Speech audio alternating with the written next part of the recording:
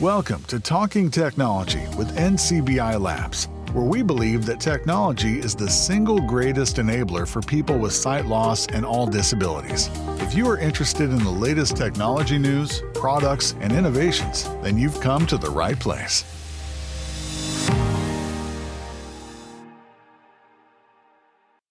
And hello, everybody. You're very welcome along to today's Talking Technology podcast from NCBI Labs. It's great to have you all here. Episode 18. And so today we've an action-packed show filled for you. Today's panel, we have myself, Daniel Dunn, and David Redmond, and Joe Lonergan, and JP Corcoran. And we'll be joined by our special guest, Matt Ater, who's Vice President of Enterprise Sales with Vispero, very shortly. So, in what's coming up today, today we are going to take a look at what's new with JAWS, ZoomText, and Fusion 2023, and also Apple AirTags versus the tile trackers. So which Bluetooth tracker should you buy? That's coming up later on in the show. So for the moment, you can send us your questions or comments to any of our panel members or our guests, and that can be sent to labs@ncbi.ie. Don't forget, you can also use the Q&A panel that's here if you are joining with us live here on Microsoft Teams. There's a Q&A panel where you can add your questions or comments to reach our guests. Okay, so we are delighted now to turn our focus to JAWS, ZoomText, and Fusion 23 with Matt Ater, who's from Vispero. So since its initial release in 1995, JAWS has evolved to become the screen reader of choice for millions of visually impaired computer users across the world.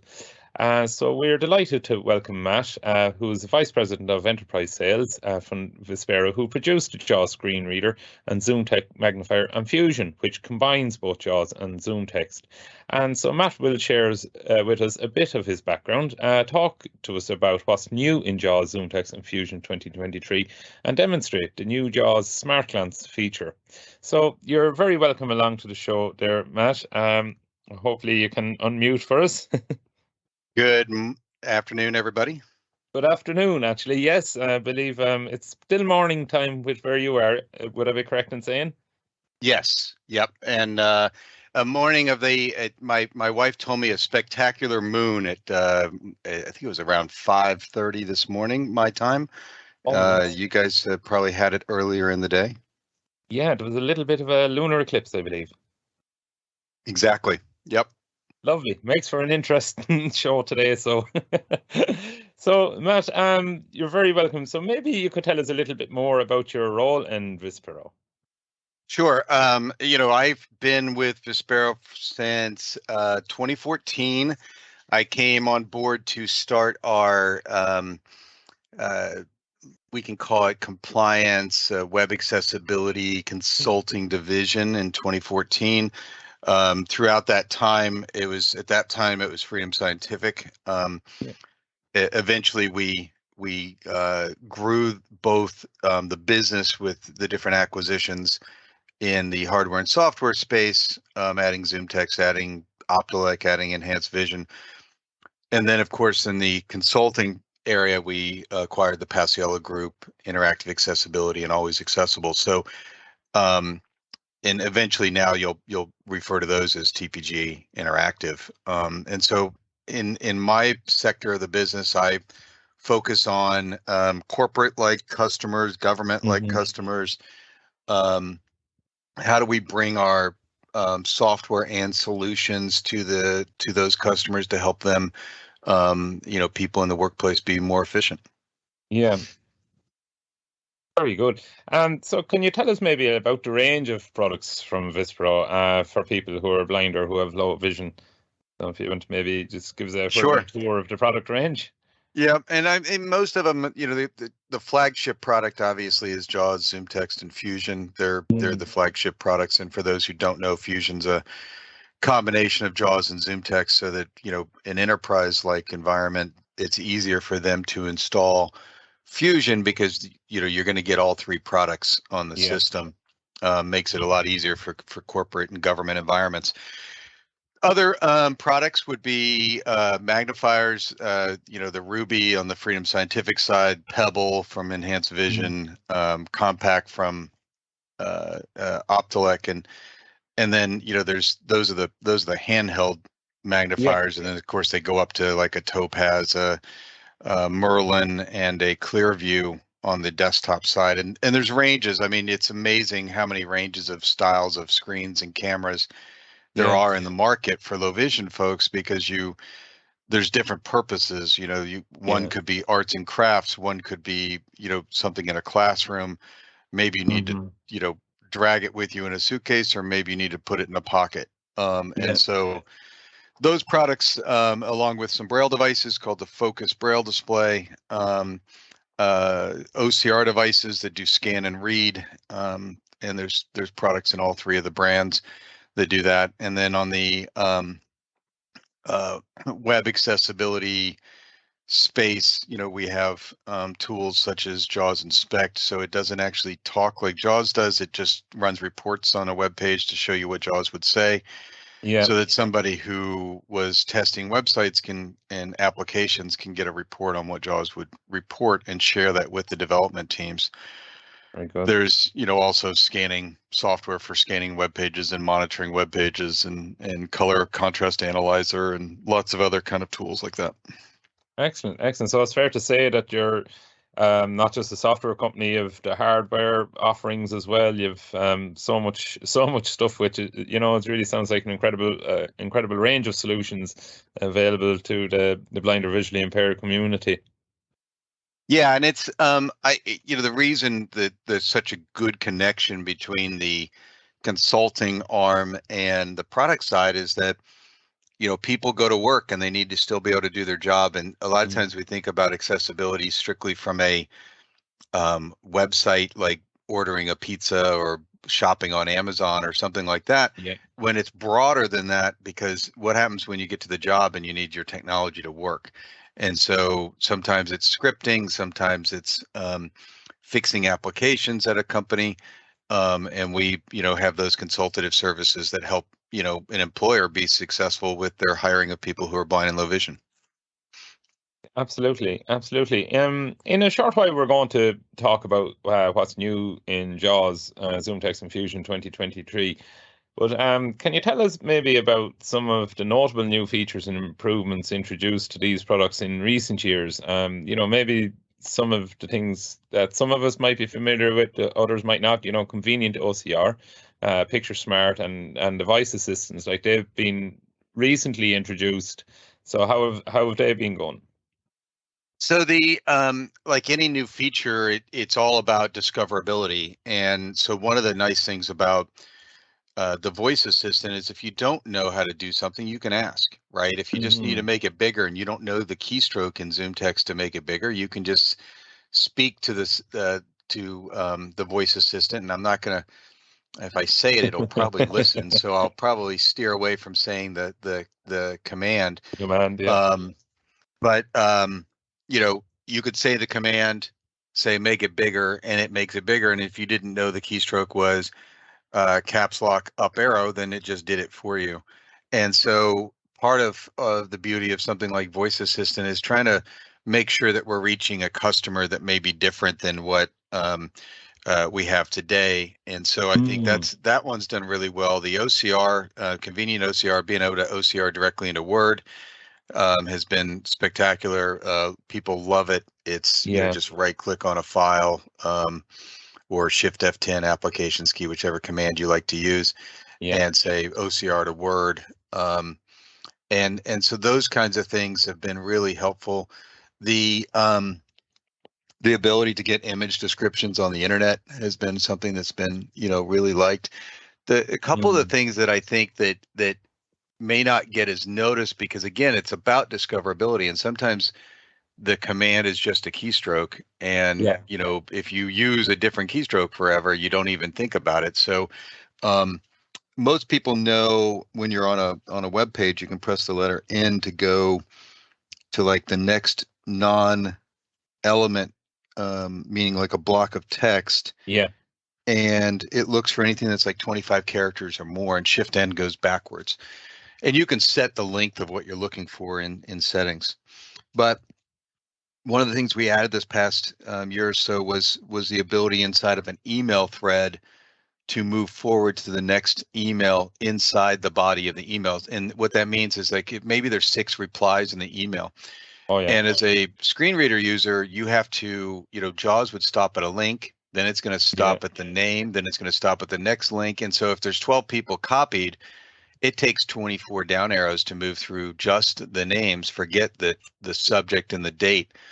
Yeah. And so the letter N jumps to the next message in the thread inside the body of that email. And so Shift N will go backwards. So I think this was a huge thing from a productivity point of view that we added, because and for those who use an iPhone, you would twist your fingers to the left and choose a message and then swipe down to go to the next message. And it's the same concept. How can you quickly get to it? So that was really a huge add. Adding the ability to split your audio. So we're in Teams today recording this, and you may be in Zoom, and maybe you want to have JAWS in one ear and have the phone call or conference call in the other ear. Or maybe you're watching a YouTube video and you want to have JAWS in one ear while you're taking notes on what you're listening to on the YouTube video. Maybe it's a training class or something like that, so you can split the audio. And so this is called balance, and it's under it's like insert space V and then the letter B. So it's insert space let go V for voice or volume, and then B for balance, and then use your right or left arrow key to push the audio to that direction. If you did the same command and hit up arrow or down arrow, it will set it back to its normal balance. So those kind of things have, again, that came out of the fact that, when we went virtual like crazy during 2020, we did. We heard from people that they were challenged because not everybody had the Plantronics. I think Plantronics sells like a dual headset that splits the audio, but it does it with a regular phone, not like. And so people were buying 2 sound cards and wearing 2 headsets to split their audio, and it was just very complex. And so, and Windows took the balance control out, so it was hard to find. You can find it now, but it's not as simple. And this was just, hey, can we make it easier for the user? Under that same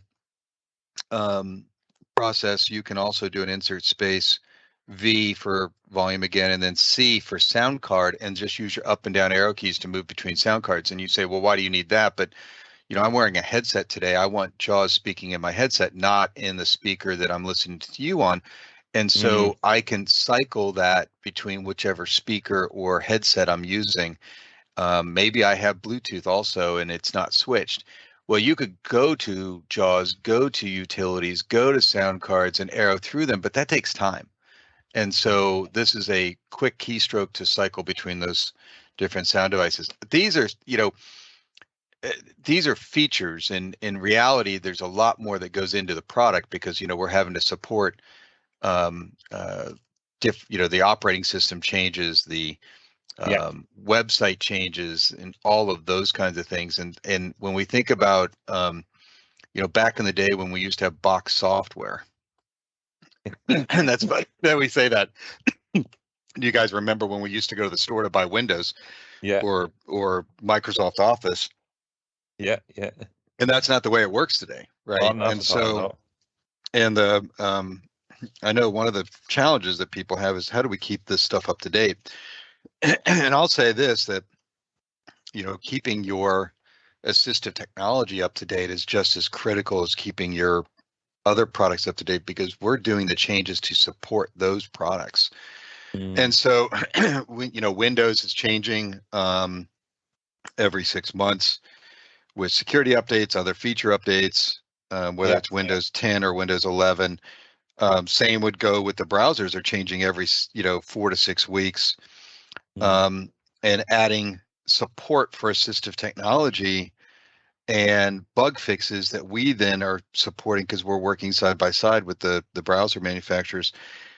And the same goes with the productivity tools such as, Office, um, uh, Google Suite, Google Works, I think they call it now, or Workplace.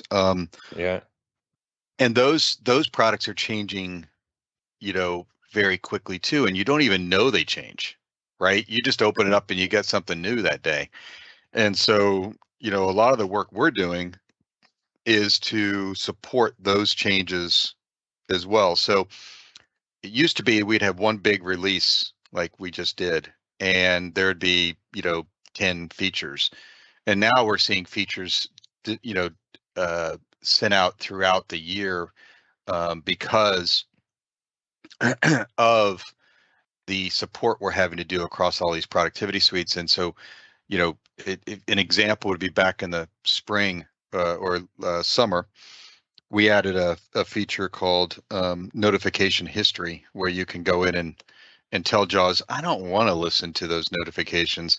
And an example would be you're on Microsoft Edge, and if you pressed Alt left arrow to go back a page, which is the command to go back one page in the browser, Yeah. JAWS would say back because that's the keystroke. Okay. Yes. Edge would say going back. So you heard back, going back.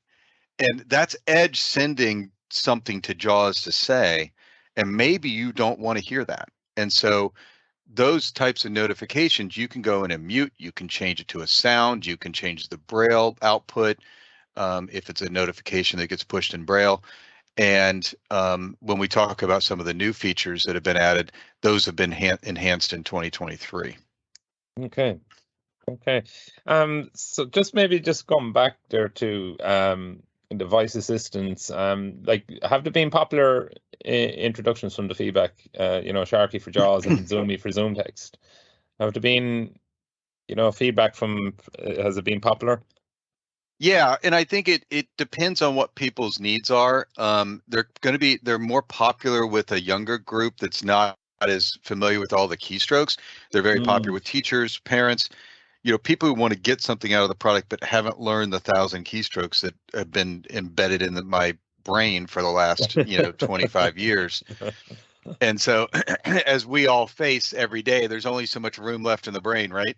And I learned a new keystroke the other day for the first. I mean, I learn them every so often, right? And yeah, one of the things we have done is start posting what we call short tips on things. And this example of the voice assistant, how can you maybe you want to do something and you didn't know the command.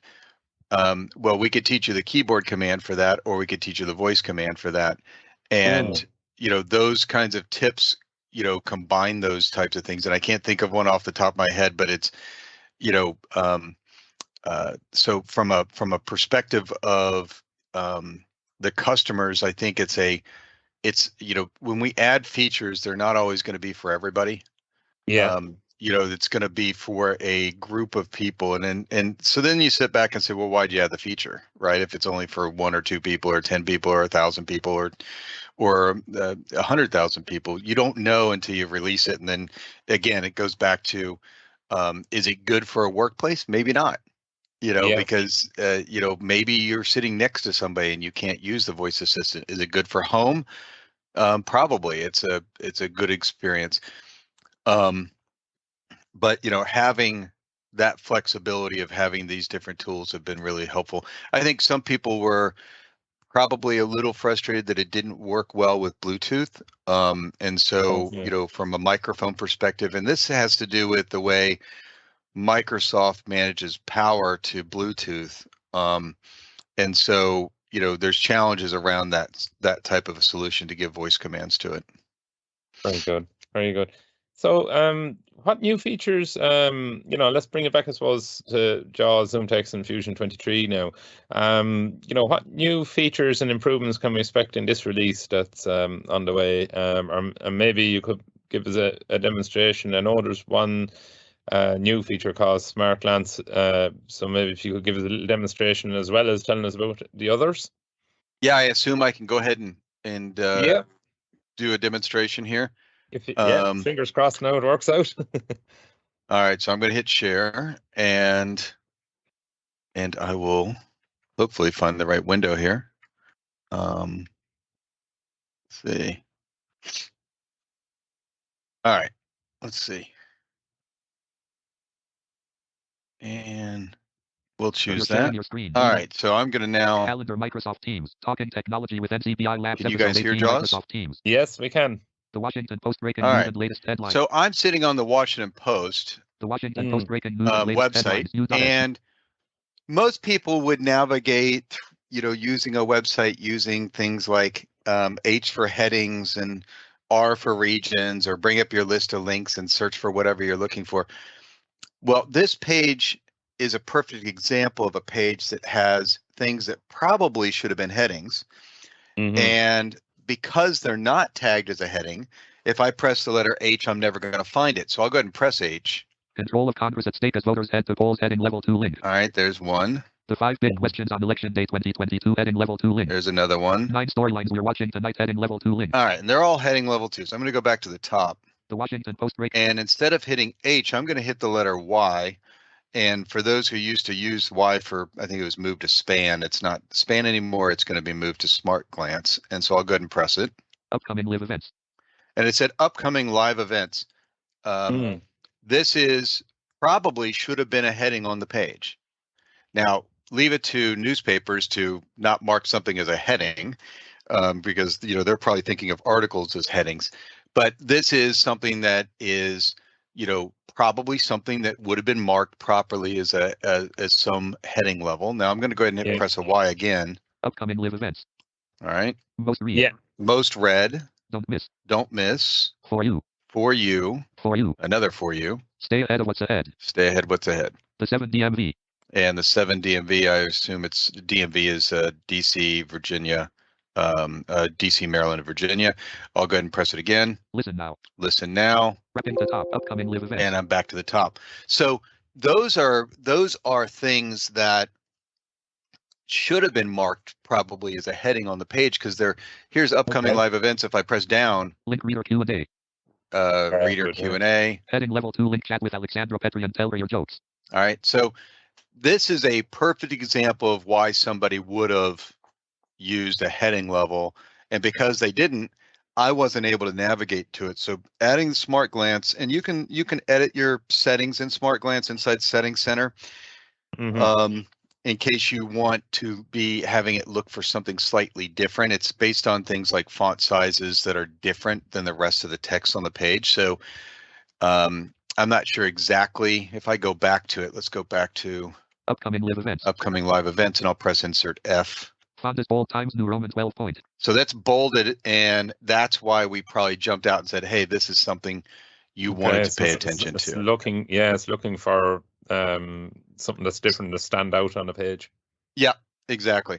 And there's some pages it's not going to be useful for, like our version of one of our sporting events is Major League Baseball, and every team name is bolded. So it's probably a bad use case on certain pages. When the page loads, you're going to hear how many Smart Glance have been found on the page, and then you'll know whether or not you can use that command. I went to another page today and there was only one. So on this one, there happened to be about 6 or 7 or 8 or something like that. I didn't count. And I could bring up a list with, I think it's Insert Control Y. It's a terrible keystroke. The Washington Post breaking news and latest. We all have to be piano players to do these keystrokes. And it says upcoming live events 1 of 8. There's 8. So and now it's a list. Most read 2. Don't miss 3. For you 4 of 8. Well plus being tips and guide. So pretty straightforward. I'll hit Escape to get out. Escape. And I'm back to the regular web page. And that's the same as like getting a list of links, getting a list of tables, things like that. Yeah. Absolutely, yeah. So that's a lovely extra feature. So it's looking for the bits that might have been missed before. Yes. Yep. Exactly. Yep. Brilliant. So is there other new features and improvements in JAWS 2023 that you think are worth mentioning here? Yeah. Yeah, and I think the one we just showed, the Smart Glance, is probably going to be the most used, and it's going to be across JAWS and Fusion. Another one is called regular expressions that are part of the history notifications history. So if I do an insert space and then hit the letter N. Notification history. Recent notifications list box. No new notifications. Windows 9:26 a.m. 1 of 29. All right. So this is a list of the most recent notifications, and what regular expressions do is allows me to say, when you get an email notification in your computer, it says something like new Outlook notification, email from JP, and it's the subject and the date and maybe a couple lines of the text. I mean, it's noisy. And so the idea behind this notifications history is to reduce some of that noise. And I could take that entire thing and say, new message from JP, and that's it. Yeah. Okay. And so I can reorder the what's said and put it in the proper order. And if anybody wants to see a demo, I would look back at the most recent FS cast. Glenn Gordon did a wonderful demonstration of this. It's in the podcast. You can listen to that in any of your smart devices. You can also get it straight from the JAWS menu system as well. But he did a great demonstration on how to do it. It is complex when you do regular expressions. It's not for everybody. So simple notification management is easy. If I wanted to mute the one that just came up, I could easily just go in here and create a new rule. Let's see what happens. Enable rules checkbox checked. Create rule ... button. So there's a create rule button. All I do is tab until I get to it, and I can, and inside that rule for this one notification, I can say mute, change sound, and those kind of things. But if you get into regular expressions, it's way more advanced than some users can handle. So that's available both in JAWS and Fusion. Brilliant. The one that's the one that's new for ZoomText in Fusion is called tethered mode, and this is really important. I can't demo it here, so I'm going to just describe it for you. Okay. Just partially because it's hard to demo a low vision feature that doesn't have speech associated to it. So I'm going to quickly just stop sharing. Speech on demand. If I go back here and stop sharing. Okay, I think I stopped sharing. So tethered mode, one of the things that impacts folks with low vision is that we only see one thing at a time. And what I mean by that is if I'm in the start menu and I'm using ZoomText or Fusion and I start typing and I'm running at like 6x magnification, all I see is what I'm typing because that's where the edit field is, okay, on the screen. But what it's finding is all the way at the top of the start menu. It's not near where I'm typing, okay? It's out of the viewpoint. And so the tethered view actually brings that into the view. So that while you're typing, you will see what it's found along with what you're typing. And this is really important for people with low vision to be able to see that. The two other examples of where you can find this today, and we're going to, based on customer feedback, we'll add additional ways to do this, and people can customize their own tether views. But one is that when you're in Excel and you land on a formula, you'll see a little symbol where you can click it and it'll show you the formula right above the cell of that formula. So, you know, it may say $26,000, but that little symbol indicates it's a formula. You can then just click that symbol and you'll see the formula of what that cell is. And so it allows you to bring the view rather than take your mouse and scroll all the way up to the top of the window. Yeah. The other place you'll see this is in links list for Fusion.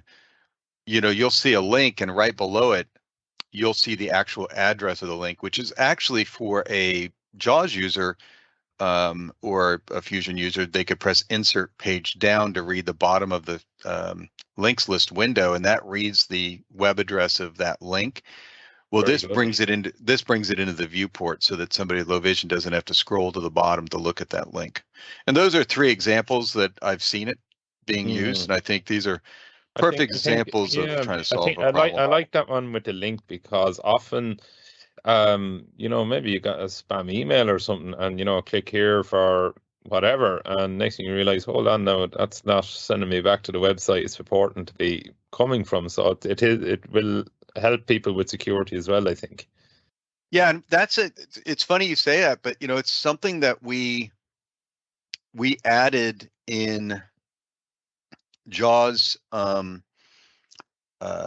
a couple of years, maybe a year or so ago, was the ability to actually get the address of a link before you choose it. So like, for example, in an email, wouldn't you like to know where that's going to send you Exactly. before you click it? And I'm pretty sure it's like insert F1 will do it. I'm not sure if insert tab will do it, but having the ability to get that quickly is really useful for people. Oh, I think it's insert. Yeah, this is going to be another terrible keystroke. I think it's insert control F7 will do it. So good luck on enough fingers for that one. Yes. Again, I think this is part of the challenge of why, how many keystrokes we have left. But I think insert F1 is probably a quick way to do it. If you land on a link and you want to know where it goes, press insert F1 and it brings it up.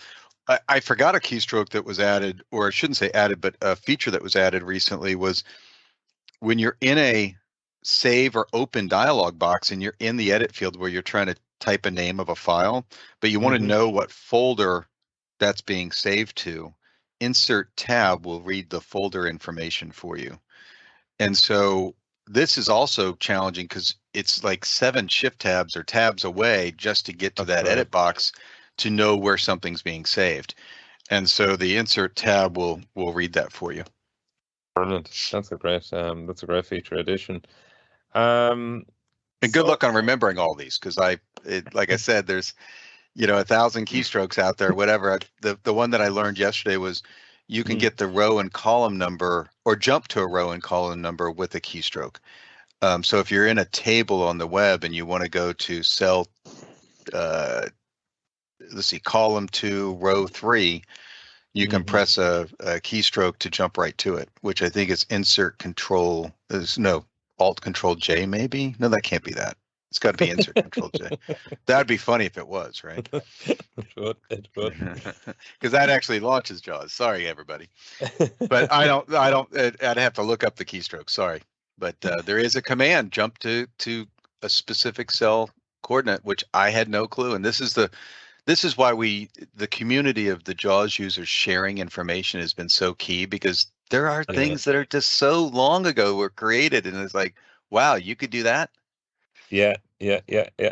Oh, it's brilliant. And all these extra features, and they sound very good, and it's great to see these coming on stream now. So we've kind of covered in what's new in JAWS 2023, and we've briefly touched on some of the new features of ZoomText 2023. Is there anything else in there for ZoomText 2023 users, or anything specific either for Fusion? I'm sure there is. I don't know all the features. I mean, there was some enhancements made for specific. This was a big fix that had to be done. Was around Dell had a WaveMax audio driver, and it was causing memory leaks, so that when the screen reader was talking, it basically ate up all the memory.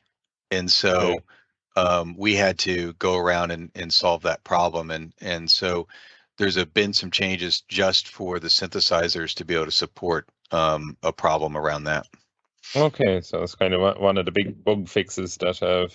Oh, huge bug fix, because it was affecting any Dell user with WaveMax audio.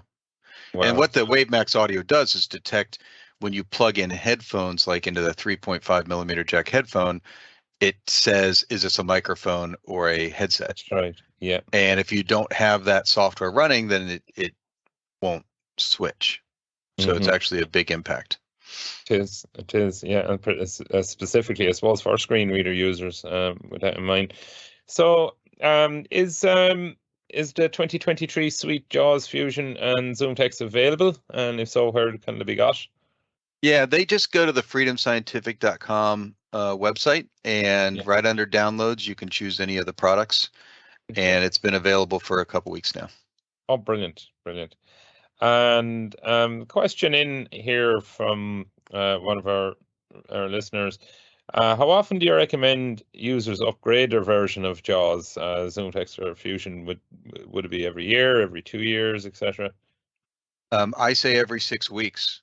And the reason goes back to the whole compatibility with everything you're using. Your software is pushing updates, every 4 to 6 weeks when it comes to your productivity tools and like your browsers and things like that. And so if you're not keeping up to date, you're going to find issues. And I think this is a good example. Well, they're the updates, but would you, let's say somebody on a previous version of JAWS in upgrading, how often would you recommend to cycle their upgrade? Well, I think it falls into the same pattern because, we're doing bug fixes and we only will have one more release of 2022. So and I think a good example is Teams. If somebody's sitting back on JAWS 2019 and they're trying to use Teams today, they're probably going to struggle. And it's not because we've done something wrong, but Teams is changing so frequently that we're doing a lot of work to keep up with it. And it's possible like a version of JAWS didn't even support Teams.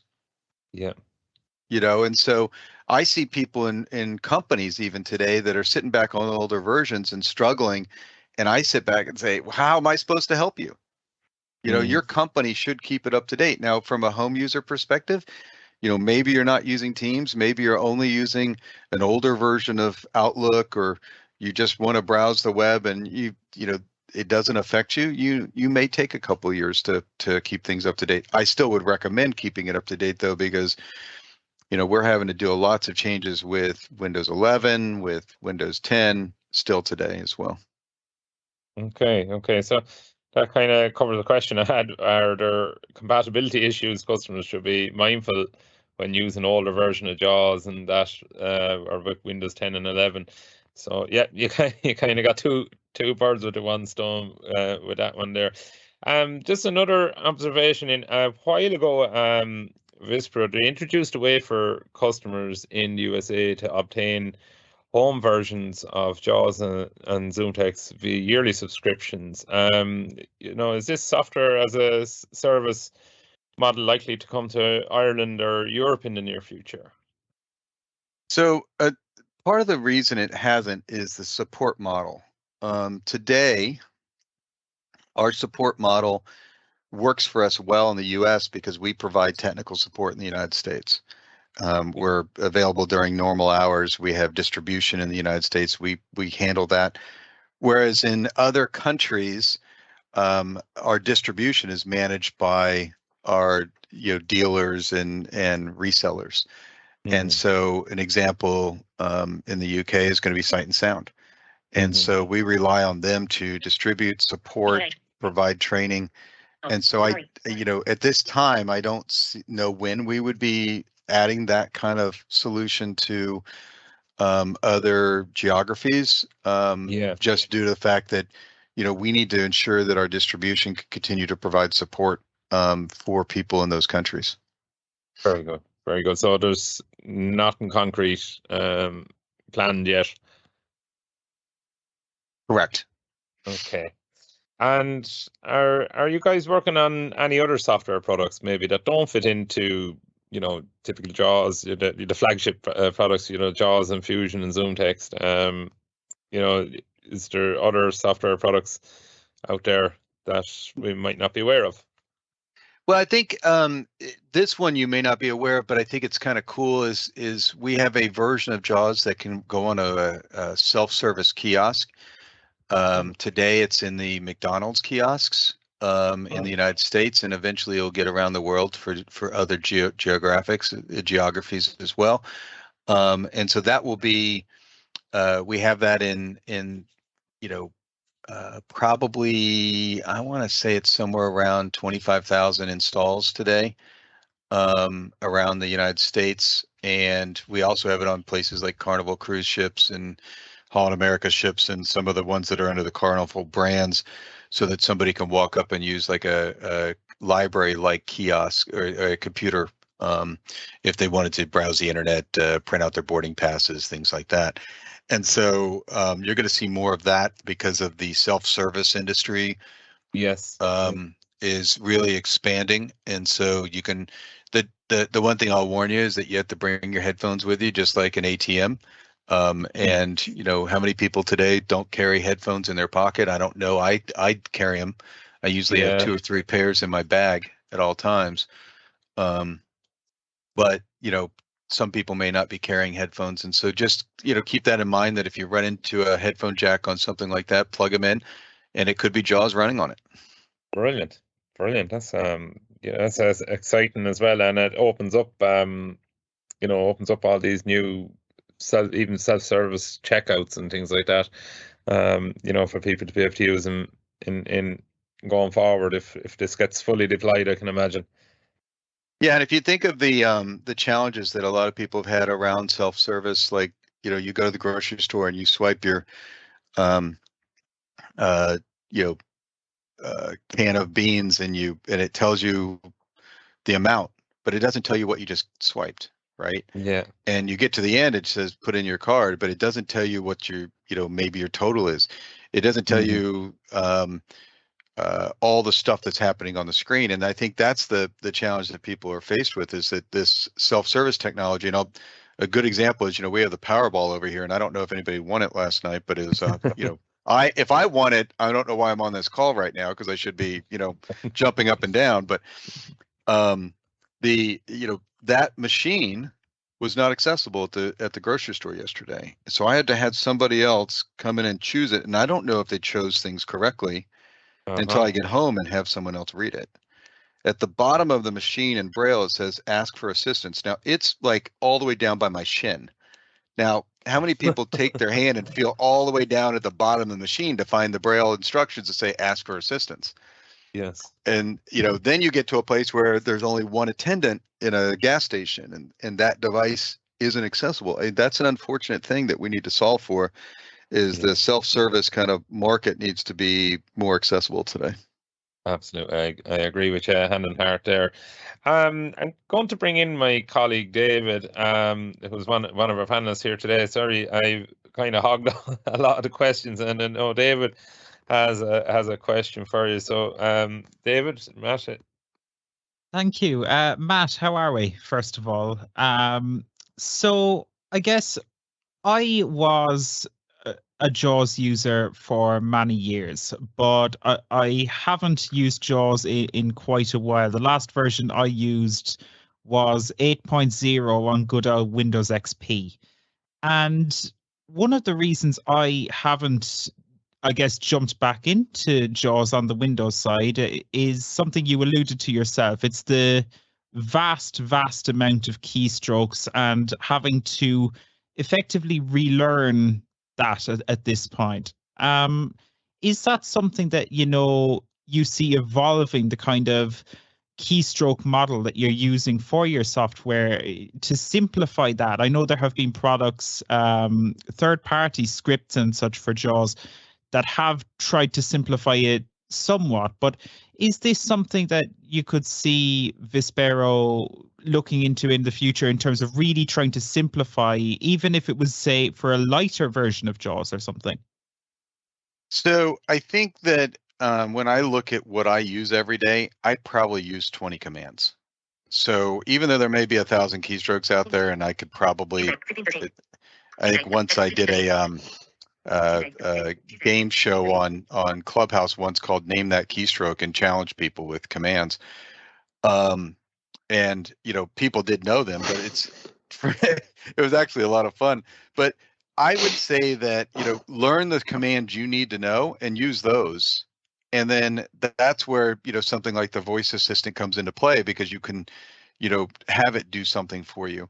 There's also a command for command search where you can actually type in what you want to do, and it tells you the commands for those things.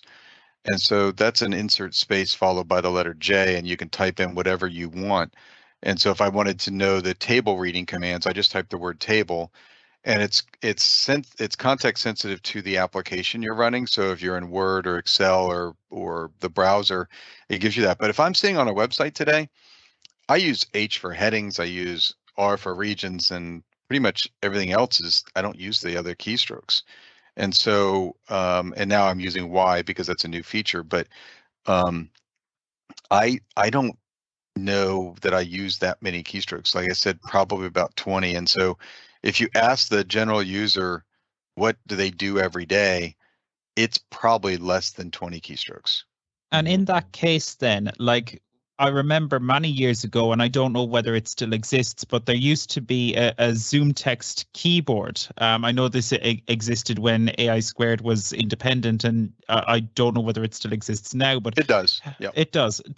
Have you ever considered something along those lines on the JAWS side, whereby you could, for example, map, common keystrokes to, for example, if you want to open the links list, for example, on this is something that someone might want to do every day, that you could do it in a, one hand keystroke instead of necessarily requiring two hands, because there are going to be people who may have RSI, they may have repetitive strain injury or other conditions where using something like a 3-finger keystroke, that might necessarily be difficult. And as you admitted yourself, using something like the voice assistants isn't necessarily always practical.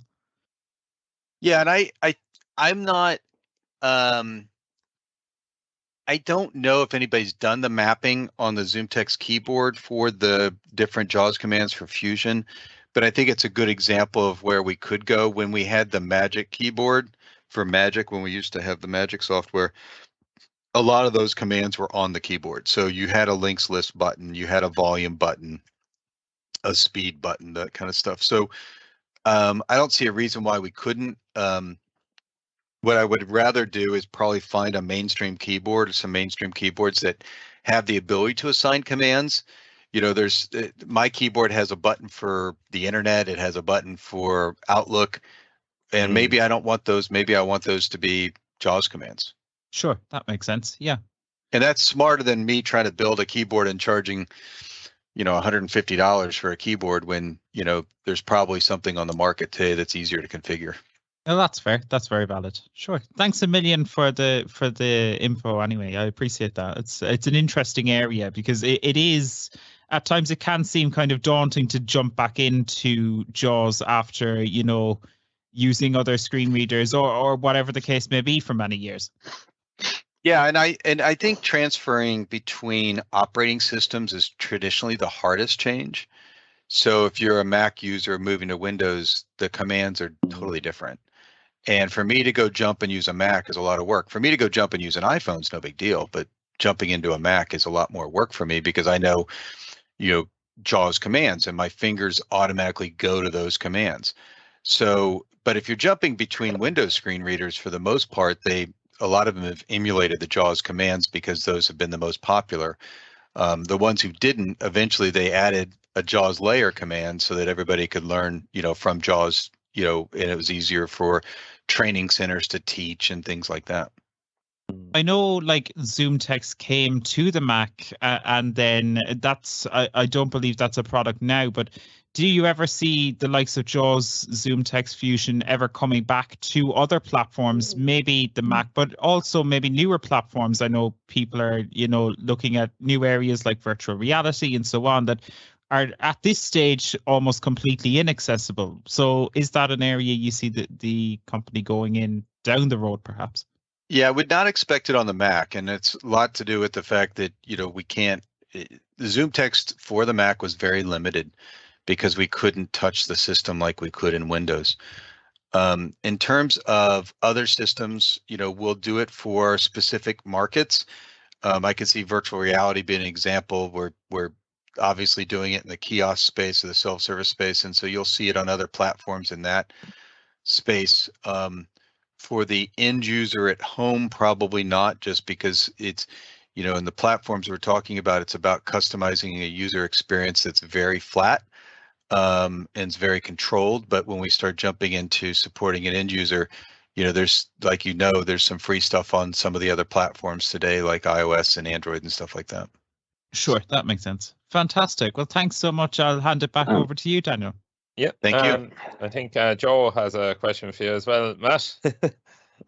Hi, Matt. My name is Joel Lonergan. I'm an IT trainer with NCBI. Yeah, the one feature I really loved that you included was you spoke about a small bit already, is the notification center. Insert space, then N for notifications. I think that'll change a lot of blind and vision impaired people's lives going forward, especially since the change to virtual working, like working through Zooms and Teams especially. You can get rattled with hundreds of notifications if you're in an hour or 2 hour meeting, and some of them can go over your head and you don't know where did that come from. At least now with JAWS you can do the insert space and keystroke and go back through all the notifications you might have missed. I think that's a real game changer. Yeah, and it's funny, I actually wanted to call it something different. I wanted to be the noise controller, but nobody would let me name it. That's true, yeah. The quietener, noise controller, the silencer maybe. Yeah, that's a good one.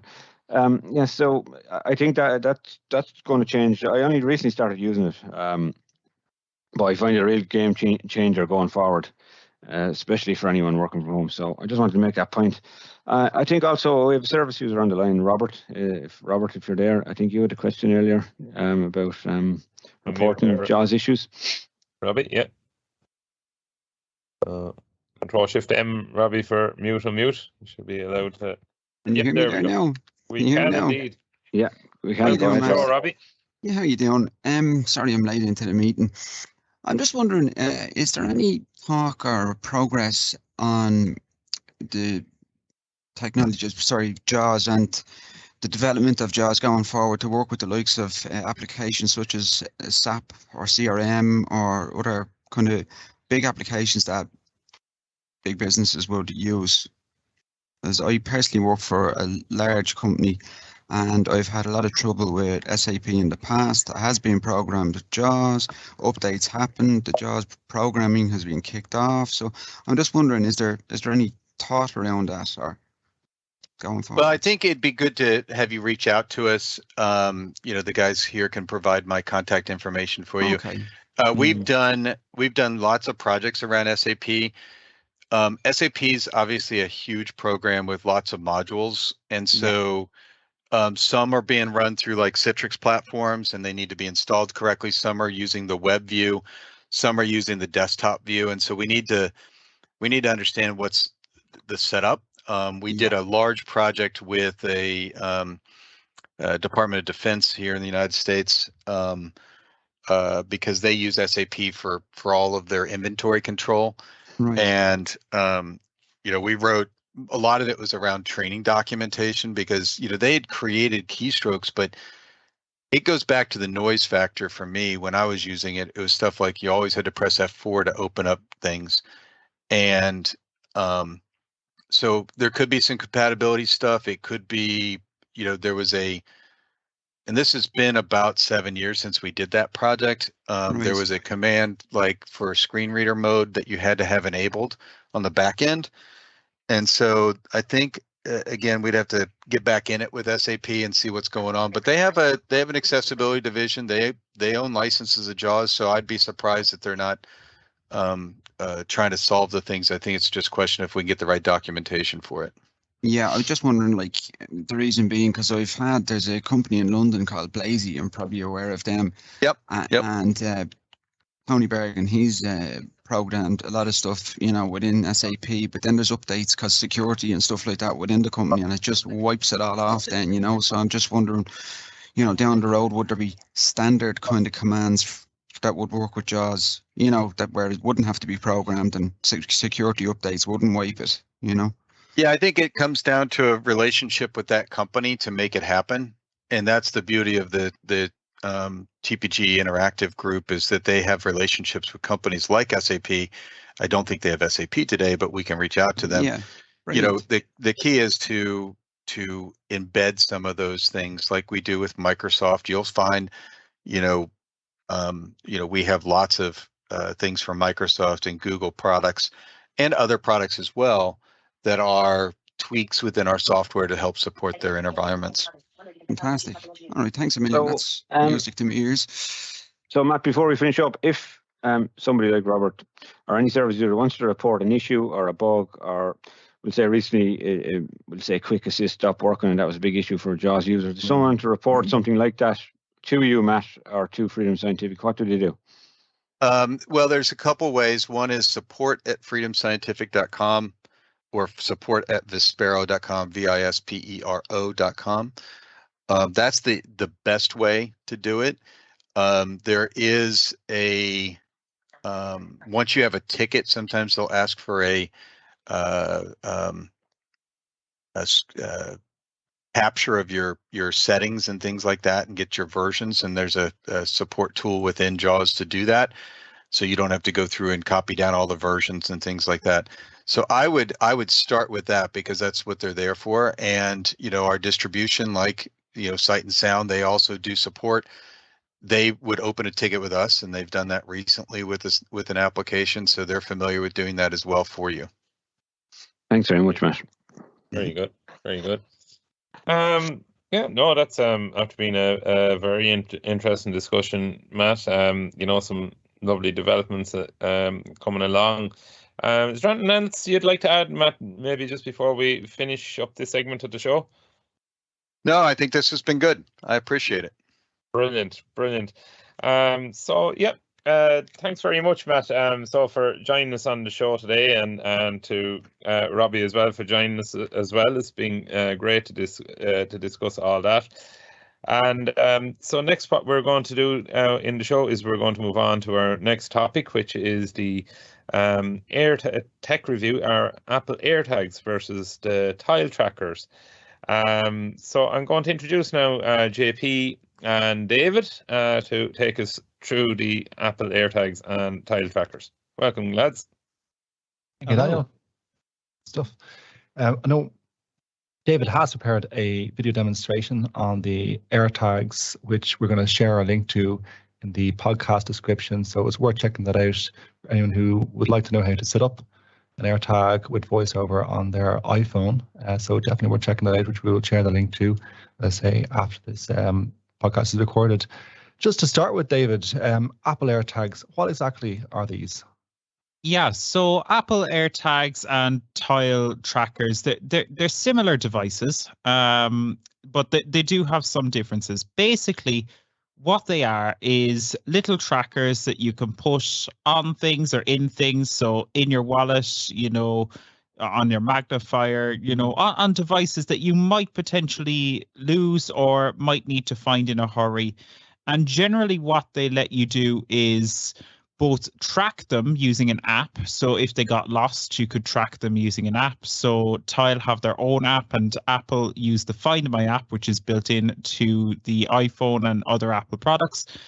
But also they oftentimes let you play a sound. So for example, if you needed to find your wallet and you just don't know where it is, what you can do is you can get it to play a sound. You can tell Siri to get it to play a sound, or you can do that from the Find My app. So they're basic little trackers to help you find items, I guess. Excellent. So if someone is shopping around for a Bluetooth tracker, chances are, from what you're saying, they're probably be choosing between either an AirTag or a tile tracker. Would they be the two most popular brands on the market? There are others, but yes, AirTag and Tile are the most common. And I guess just to go through the slight differences with them, JP. So an AirTag, I guess, there is one design of AirTag. Imagine €3 coins stacked on top of each other. It's a small little disc almost, just a tiny little thing. But tiles, they come in all different shapes and sizes. So there are ones, for example, that are designed and shaped like a credit card, or there are ones designed as stickers that you might be able to stick to items, so on. So there is a little more, I guess, flexibility with the tile design, and the tile tends to be a bit cheaper depending on the version you're going with. But the advantage that the Apple AirTags have is that they can send their location to any iPhone. They don't rely on the Tile network. So if it gets lost, You're not relying on another user with a tile to find it. Because everyone has iPhones, Yes. so it means that signal can get back to you, so you can find your item a bit easier. And yeah, just the integration with the Find My app and stuff like that, it does generally make life a bit easier. So there are advantages and disadvantages to both. I see. But yeah, that's for you to decide yourself, I guess. And what about then the initial setup, David? So setting up an AirTag versus setting up a tile. I know you are an iPhone user. I am indeed. So how did you find the experience setting up the AirTag versus the tile tracker? So again, this is an area that it's going to vary. The AirTag setup, because Apple make both the AirTag and the iPhone, the AirTag setup for me as an iPhone user is simpler, because it was literally a case of holding the AirTag close to the device, and it automatically knew there was a pop-up. So if you've ever used, for example, AirPods or devices like that before, it works in the same way. But with Tile, you have to download an app, you have to create an account, you have to kind of onboard the Tile. There's a bit more of a process involved. It's relatively accessible. It's not perfect. The Tile app is not perfect. It's relatively accessible. Okay. But generally, the AirTag experience is much easier. Now, keep in mind that if you are an Android user, a tile might be your only option. So that again is something that you have to decide for yourself. But it is an advantage if you're an iPhone user. It might be worth it. That setup process is much smoother with an AirTag. Interesting. And you mentioned a moment ago about the different types and shapes of tile trackers. Interesting one, it's like a credit card. I presume that goes in your wallet in case you lose your wallet. Is that the idea? That is the idea. Yeah, there are loads of different ones. So there's, and they'll have different features. So, one of the ones I had before was a little sticker. So it was like a tiny little sticker that my great idea was that I would stick it to my magnifier. Unfortunately, it didn't work because the handle is kind of curved, and the area that you could stick it on just simply wasn't big enough. So there are considerations. They're small, but also they won't stick on everything. But there are, different shapes. Yes, the credit card shaped one would fit in a wallet. And there are other designs for maybe clipping onto stuff, for example. And then when it comes to the AirTags, it's probably a different kind of principle there, is it? Because if you're talking about having something the size of a €2 coin, or at least 3 €2 coins stacked together, is there the option to buy accessories? Like, for example, if you wanted to put them on a keychain or a luggage tag, can you purchase accessories with these AirTags? Yeah, you can, and you can do the same with the Tile devices, to be fair, as well. So there are accessories. Some are from Apple, some are third-party ones. You will find there is more of a third-party market with the AirTags because it's just a bigger market size. But they can be, some are quite affordable, some are pretty expensive. But there is a very wide selection of accessories for your AirTags to, put them on your keys or put them to attach them to things. Yeah, and what about then, David, focusing on the AirTag for a moment? Just say, for example, you said the battery is replaceable. When it comes to the point where you do need to replace it, maybe it could be a year, is it perhaps? They say around 3 years, I believe. 3 years, okay. Have you got to that stage? Have you needed to replace I haven't. No, I haven't needed to replace the battery yet. Well, that's good. Okay, so it's obviously quite long lasting, but at least we know we can replace them if we need to. We can, and that's an issue generally with the tiles that people do run into. Like, I have run into an issue with tile trackers where the batteries have run out, and because they're non-replaceable, your only option is to purchase new ones, and that is a big disadvantage. Where, like, if you are purchasing an AirTag, 3 years down the line, you might only need to purchase a battery replacement. You might not need to get the whole thing again. The whole thing.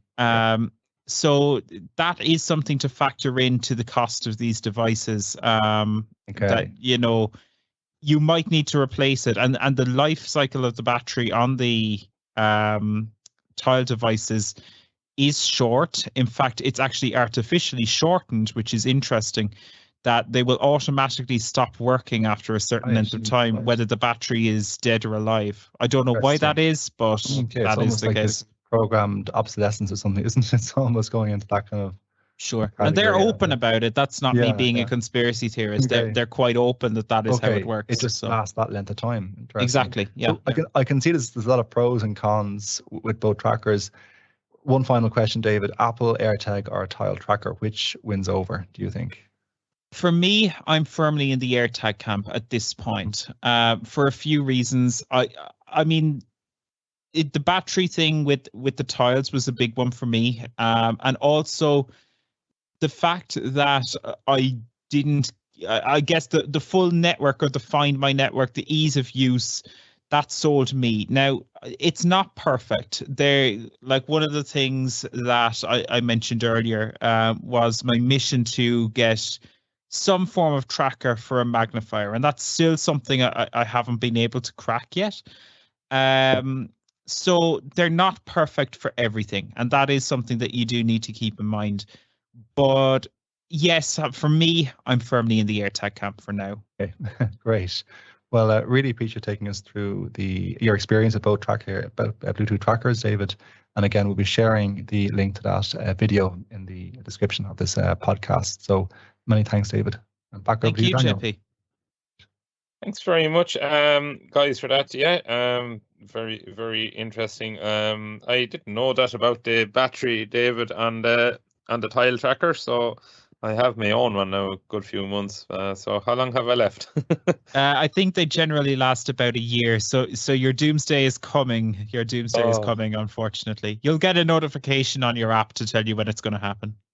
Lovely, lovely, lovely. Okay, thanks for that. That's great news, I think. So moving on then, that's after being a great discussion, and thanks very much to everyone for that. And we've pretty much come to the end of our show, so we'll just go through our support lines should you need any assistance or technology support. You can contact us free phone. It's 1-800-911-110. That's 1-800-911-110. Or you can drop us an email, labs@ncbi.ie. If there's any general support you would like away from the technology, NCBI's main support line, 1-800-911-250. That's 1-800-911-250. Or alternatively, drop an email to info@ncbi.ie. So don't forget, you can also support NCBI services. It's a visit to donate.ncbi.ie online. So that's donate.ncbi.ie online. And coming up in our next few shows, we'll be discussing product reviews, such as buying a new phone, what you need to know when buying refurbished tech. And also Sarah Herlinger, Apple Senior Director of Global Accessibility Policy and Initiatives, will be joining us. So they're all in upcoming shows, and our next show will be broadcast on Tuesday, November the 22nd, 2022. And we look forward to having you along with us then. In the meantime, you can keep up to date with all things technology through our newsletter, which goes out every Friday. And you can sign up for that on our website at www.ncbi.ie, or alternatively, drop us an email, labs@ncbi.ie, and we'll add you to the mailing list. So once again, thanks for listening, and thanks to Joe, David and JP, our panelists, and Robbie and Matt, who joined us on the show today, which was very interesting. And we look forward to speaking to you all again on the next episode of Talking Technology from NCBI Labs. Thank you. Thanks for listening to the Talking Technology podcast with NCBI Labs. If you would like to support our show, you can visit donate.ncbi.ie. The NCBI Labs Talking Technology podcast is proudly sponsored by IA Labs, the market leader in the provision of digital accessibility services.